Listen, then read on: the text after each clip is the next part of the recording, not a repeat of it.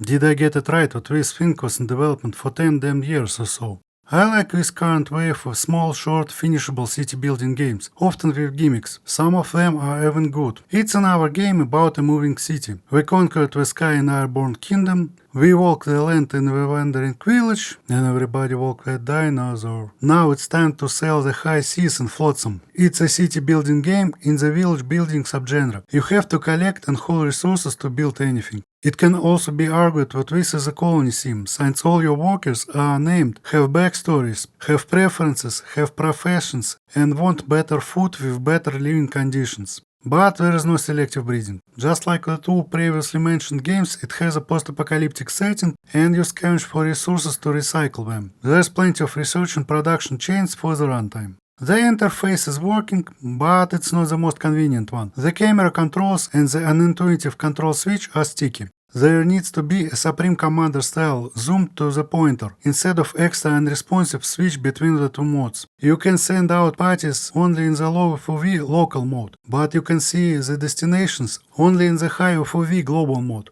Each time, till the very end, you have to switch between the local and the global maps, adapt to the changed control scheme, then drag the camera around the endless ocean to even find the tiny low visibility resource deposits. And going from the global map to the local map, the camera always misses the spot. The building placement allows for half steps and diagonals, which is liked by the people who create decorative non-functional cities, but it always in the way when you just try to make a straight line. The ability to rearrange the layout does not appear until many hours in, and even then, it's a feature that struggles to work well. For a spreadsheet genre, the spreadsheets are not good enough. You have no way to see the current incomes outcomes of every resource, and from that spreadsheet to enable or disable the productions. The production is not customizable at all. Your only choices are +1 or infinite. You cannot press Shift for +5, you cannot press Ctrl for +10, or input the required number of items with damn number keys. If you need 150 things, you will have to manually click 99 times, and the bitch ain't one. Wait until the queue clears, because you can queue only 99 things, no more, and add 51 things more. Of course, it doesn't have the 30 years old feature of conditional production.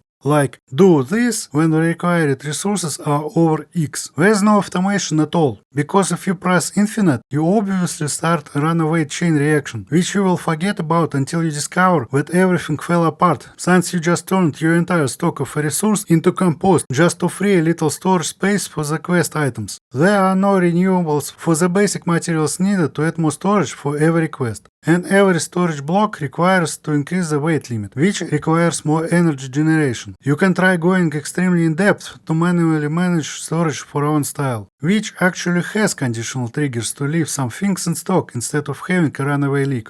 But it does not work for everything, and you will still run out of the space and the items. Another problem with the lack of the full management spreadsheet is the visual design. We finally got a game with real graphics, no MAG BS, real polygons, real textures, everything looks just fine. But there's no building design language. It fits perfectly with the scrap theme. Everything is made of scrap, everything looks like scrap. But once your city grows, it's very hard to visually find the necessary production buildings in all that visual clutter. There is no button for a simplified, easily readable, flattened view either.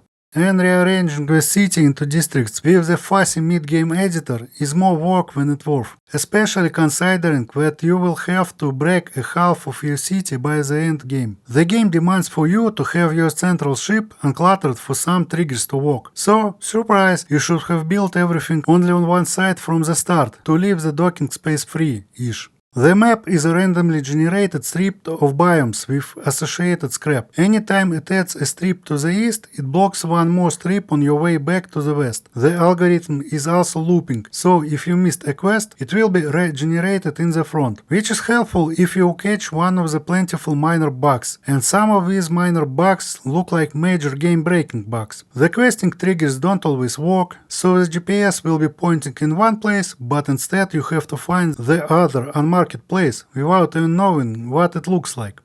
The randomly generated and looping nature of the map hurts the storytelling. Once you spot the secret of this mechanical torque, you treat the world like it's just numbers. Why save every guy you can, if they will only be draining your resources? What's the point, if they are just randomly generated fake spreadsheets with preferences, backstories and fake characters? They are generated on the fly, there is an infinite amount of them. But in the story, if you treat it seriously, anyone you did not save will have no another chance to breach the Hansen's filter. Anyone you've left is doomed. The only way I see to fix that is during the mid-game to research some geta technology, where you allow any survivors to automatically dock to your city on their own shanty little boat that is not participating in the economy and survives on its own, until you grant the illegal migrants a citizenship. Congratulations! Well, now we've created a dystopian story about class separation. So, what's your pick? The optimistic, ragtag crew of quirky, bubbly personalities